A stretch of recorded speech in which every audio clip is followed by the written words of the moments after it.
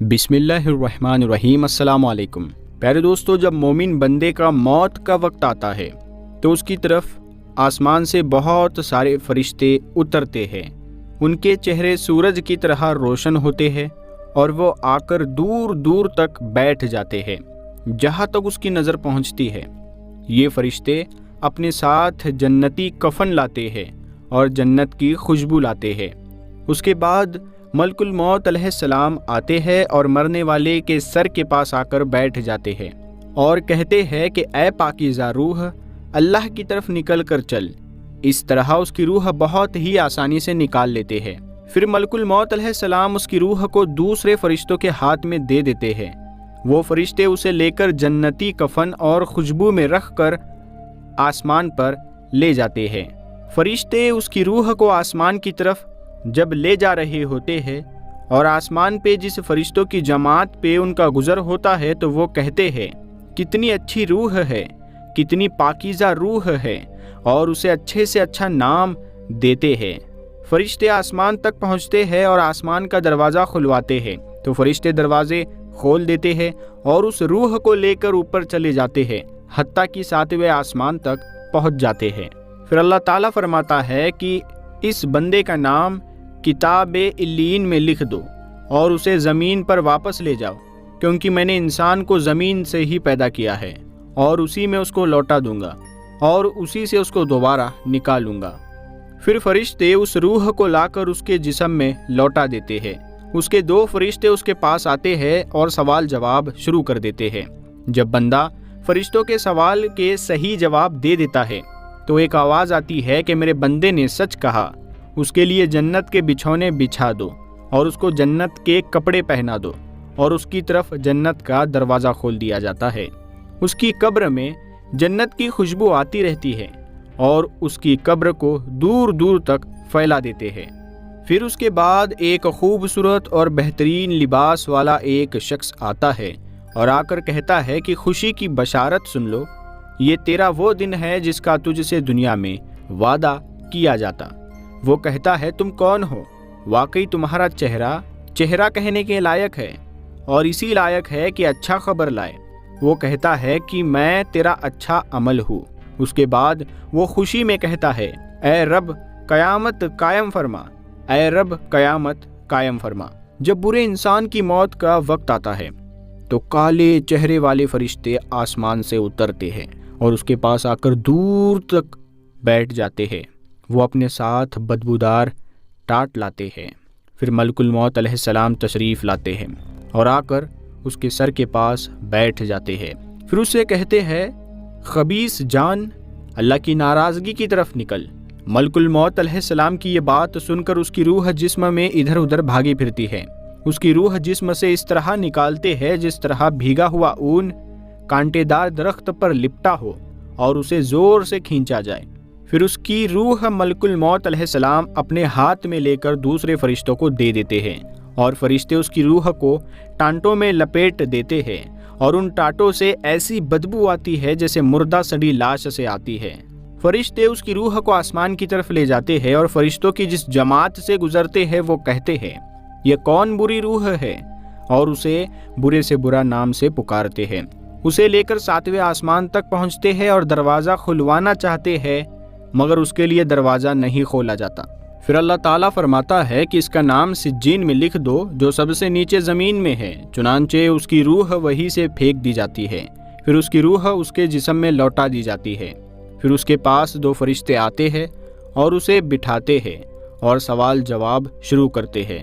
जब ये फरिश्तों के सवाल के जवाब नहीं दे पाता तो आसमान से एक आवाज़ आती है कि इसने झूठ कहा, इसके नीचे आग बिछा दो और उसके लिए दोज़ख का दरवाज़ा खोल दो और उसकी कब्र को तंग कर दो। फिर उसके पास एक शख्स आता है जो बहुत बदसूरत और बुरे कपड़े पहने हुए होता है। उसके जिस्म से बुरी बदबू आती है। वो शख्स उससे कहता है कि मुसीबत की खबर सुन ले, ये वो दिन है जिसका तुझसे वादा किया जाता था। वो कहता है, तू कौन है? वाकई तेरा चेहरा इसी लायक है कि तू बुरी खबर सुनाए। वो कहता है कि मैं तेरा बुरा अमल हूँ। ये सुनकर वो कहता है, ऐ रब क़यामत कायम ना कर, اے رب قیامت قائم نہ کر۔ جب مومن کو قبر میں دفنا دیتے ہیں تو اس کو ایسا معلوم ہوتا ہے جیسے سورج چھپ رہا ہو۔ جب قبر میں مومن بندے کی روح لوٹائی جاتی ہے تو آنکھیں ملتا ہوا اٹھ کر بیٹھتا ہے اور فرشتوں سے کہتا ہے کہ مجھے چھوڑ دو، میرا نماز کا وقت ہو رہا ہے، میں نماز پڑھتا ہوں۔ اور یہ وہی کہے گا جو دنیا میں نماز کا پابند تھا، وقت پر نماز پڑھتا تھا۔ تمہارے اعمال تمہارے رشتہ داروں اور خاندان والوں کے سامنے پیش کیے جاتے ہیں جو آخرت میں پہنچ چکے ہیں، یعنی جو ہم سے پہلے فوت ہو چکے ہیں۔ اگر تمہارا عمل نیک ہو تو وہ خوش ہوتے ہیں اور اللہ سے دعا کرتے ہیں کہ اس کو اسی پر موت دیجیے، اور اگر برا عمل ان کے سامنے پیش ہوتا ہے تو وہ کہتے ہیں یا اللہ اس کے دل میں نیکی ڈال دیں جو تیری رضا اور تیرے قریب کا سبب ہو جائے۔ جب قبر میں منکر نکیر فرشتے آتے ہیں تو ان کی آواز مومن کے کانوں میں ایسی ہوگی جیسے ایک سریلی آواز کان میں بھلی معلوم ہوتی ہے، اور جیسے آنکھوں میں سرما لگانے سے آنکھوں کو لذت محسوس ہوتی ہے۔ مومن کو قبر کا دبانا ایسا ہے جیسے کسی کے سر میں درد ہو اور اس کی ماں دھیرے دھیرے اپنے بیٹے کا سر دباتی ہے، وہ اس سے آرام اور راحت پاتا ہے۔ نبی صلی اللہ تعالیٰ علیہ وسلم نے فرمایا، ہر مومن کے لیے آسمان کے 2 دروازے ہیں، ایک دروازے سے اس کا عمل چڑھتا ہے اور ایک دروازے سے اس کا رزق اترتا ہے۔ جب مومن بندہ مر جاتا ہے تو دونوں دروازے اس کے مرنے پر روتے ہیں۔ جب مومن بندہ مر جاتا ہے تو اس کے مرنے سے قبرستان اپنے آپ کو سجا لیتا ہے، لہٰذا قبرستان کا کوئی حصہ ایسا نہیں ہوتا جو یہ تمنا نہ کرتا ہو کہ یہ مجھ میں دفن ہو۔ حضرت ابن عباس رضی اللہ تعالیٰ عنہ فرماتے ہیں کہ مومن کے مرنے پر 40 دن تک زمین روتی ہے۔ حضرت عطاء الخراسانی رحمت اللہ تعالیٰ علیہ فرماتے ہیں، جو بندہ زمین کے کسی حصے میں سجدہ کرتا ہے وہ حصہ قیامت کے روز اس کے حق میں گواہی دے گا اور اس کے مرنے کے دن روئے گا۔ ایک روایت میں ہے کہ قیامت کے دن کچھ آدمیوں کے ساتھ پہاڑوں کے برابر نیکیاں ہوگی، وہ یہ دیکھ کر عرض کریں گے کہ یہ مجھے کہاں سے ملی؟ ارشاد ہوگا کہ تیری اولاد کے استغفار کرنے کی بدولت یہ تجھے ملی ہے۔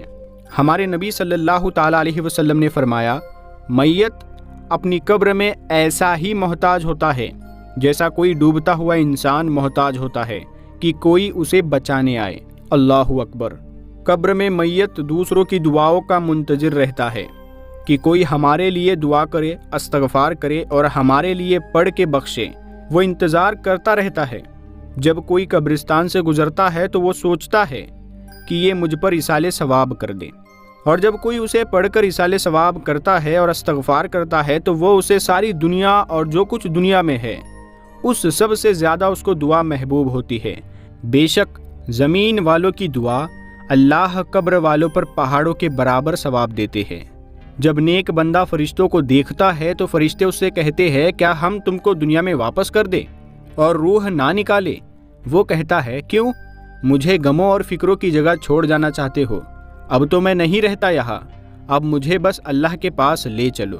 موت کے وقت مومن بندے کے پاس فرشتے آ کر اسے خوشخبری سناتے ہیں اور اسے کہتے ہیں کہ تم جا رہے ہو، وہاں جانے سے ڈرو نہیں، لہٰذا اس کا خوف جاتا رہے گا۔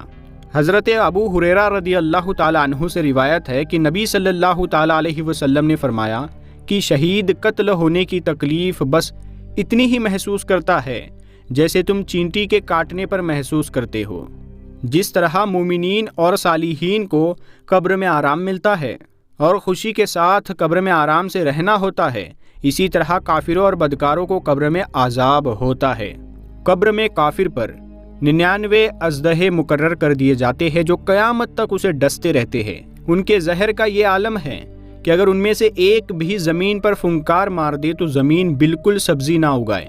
جب قبر میں کافر فرشتوں کے سوال کے جواب نہیں دے پاتا تو حکم ہوتا ہے کہ اس کے نیچے آگ بچھا دو اور اسے آگ کے کپڑے پہنا دو اور اس کی طرف دوزخ کا دروازہ کھول دو اور اس کی قبر کو تنگ کر دو۔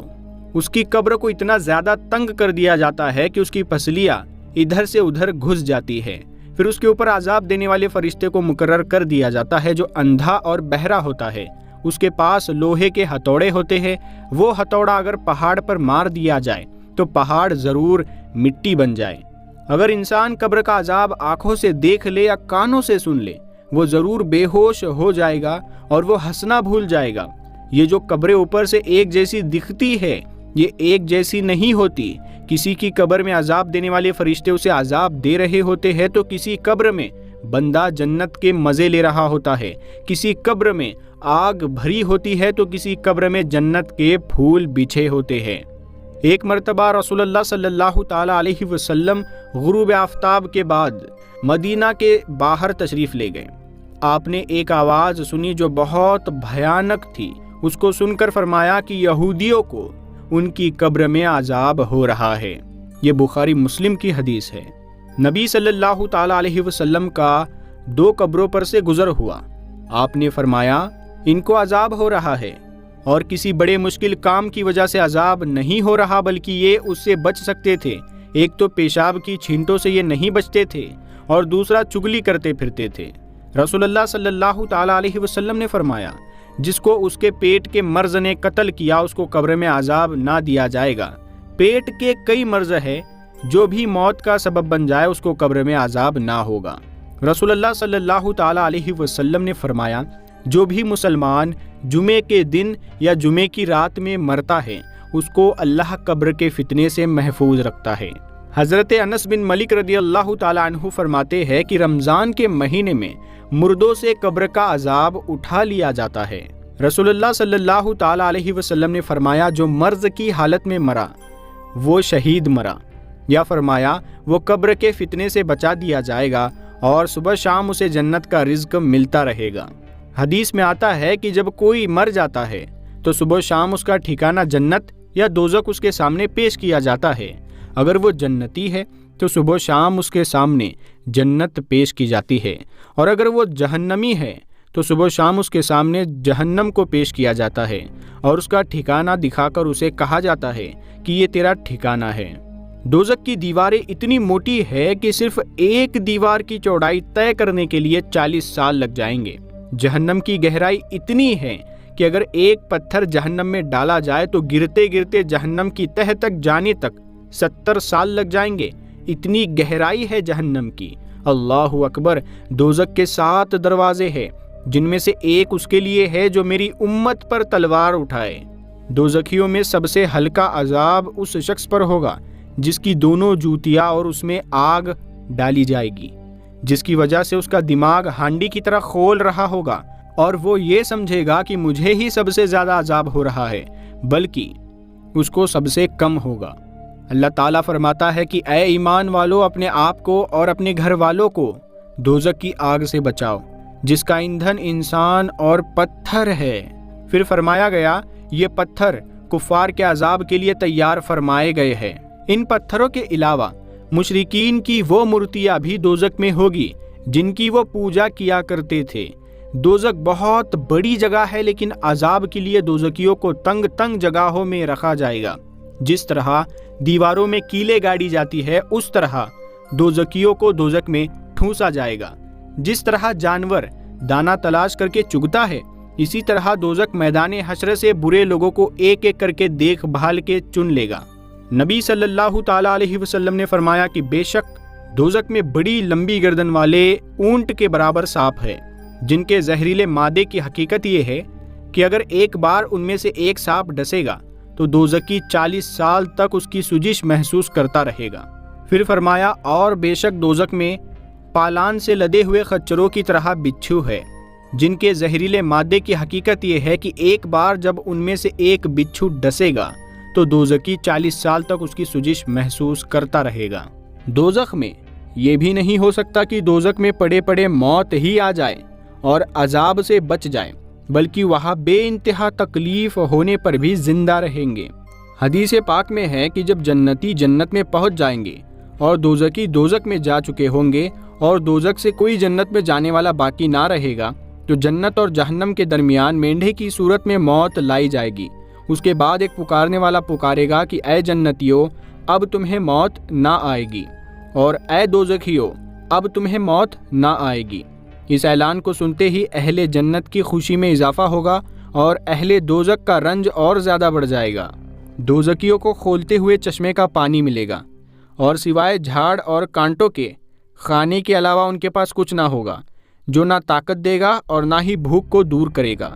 سورہ مزمل میں اللہ تعالیٰ فرماتا ہے، بے شک ان کافروں کے لیے ہمارے پاس بیڑیا اور آگ کا ڈھیر اور گلے میں اٹک جانے والا کھانا اور دردناک عذاب ہے۔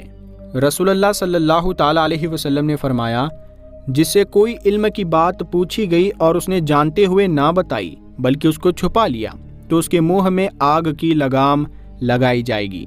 پیارے دوستو، اللہ تعالیٰ سے دعا ہے کہ اللہ تعالیٰ ہمیں کہنے سننے سے زیادہ عمل کرنے کی توفیق عطا فرمائے، آمین یا رب العالمین۔ پیارے دوستو، کمنٹ باکس میں آمین ضرور لکھے، کیا پتہ کس کا لکھا آمین کب قبول ہو جائے۔